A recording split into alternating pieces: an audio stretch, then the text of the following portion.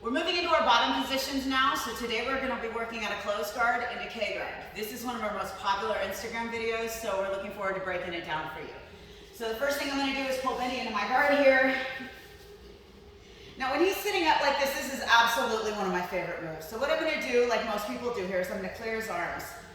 As I clear his arms, I'm looking to take this underhook here and I'm going to push him back with my arm and with my legs. So push him back here and I'm going to take my K guard. So when I'm in my K guard here, I've got this knee to the mat, I've got this arm pulling him into me. I've got this heel kind of in his ribs here, and my toe is pointed down. I've got a push happening with my shin and a pull happening with my arm here. Now onto this leg, I've got this shin right across his chest here, and my foot is in his armpit. My hips are active, I'm not just kind of like laying here on the mat, but I'm actually like kind of almost turning them up off of the mat. So what I'm going to do now with this position though is I'm going to push him in this direction here. So that just kind of involves me straightening my legs out. As I do that, you can kind of see how this arm becomes exposed. I need to be ready to catch that right away. So I'm going to take my palm to his wrist here. And I'm going to take this foot out and I'm going to kick him right in his armpit. And that's going to continue the same pressure here. Now I'm looking for the sweep here. And as I sweep, I'm going to scoop this foot out and bring it in between his legs. So that as I come over, I'm ready to attack the sit position. Yeah, as I came over, this arm is on the inside. This isn't where I want to be to attack the knee bar, so I'm going to need to switch. I'm going to pull this arm out, going to switch my arm over, and move over into my dry step. But yeah, as I do that, he kicks his legs forward. He knows what I want, and he doesn't want to give it to me. So what I'm going to do now, we're going to move into a different driver's seat position called the forward position. What I'm going to do is I'm going to triangle my legs, and I'm going to come onto both knees. Now I'm going to maintain control of both of his legs here, but I'm going to start to curl these toes off there. And then I'm going to reach underneath and I'm going to take my toe hold grip here. So obviously I'm not going to be able to toe hold him at this angle, so what I need to do is move it. And then I'm going to move my weight over and move his knee in that direction. And then I'm going to move it. Shift my weight, move him.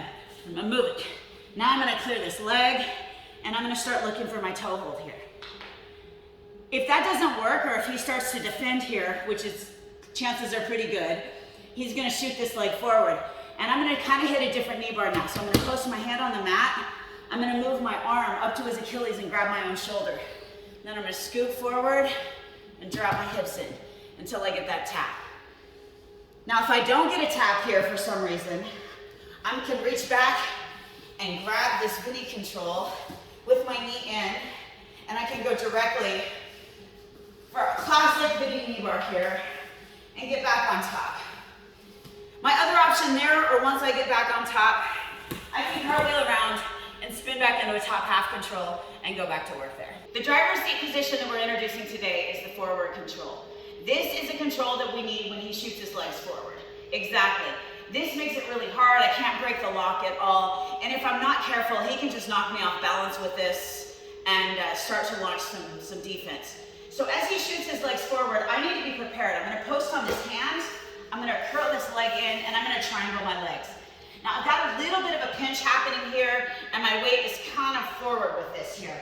And I've got control of both of his legs. So it may look like he can move himself out of this position, but if he starts to shrink and push, what he's actually doing is setting himself up for this forward knee bar here.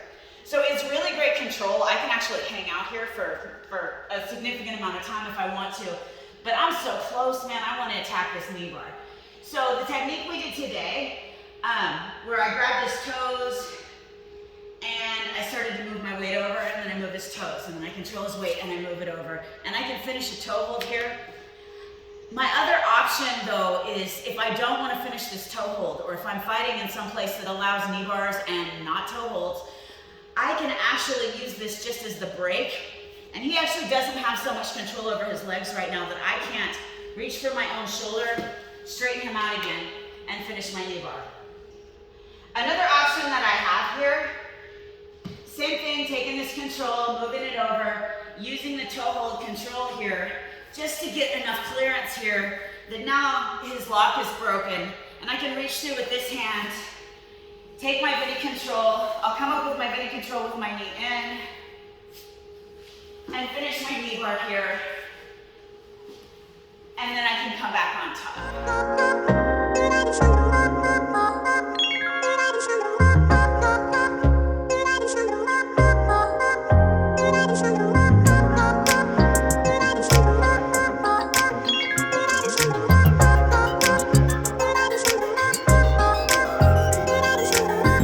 As you saw today, finishing with the Bendy lock is not the only way that we finish the knee bar. We go forward, we've got a bunch of other options. And if you're interested in seeing any of those, we've got a video for it right here, where we cover plenty of other ways to finish the knee bar in very effective fashion.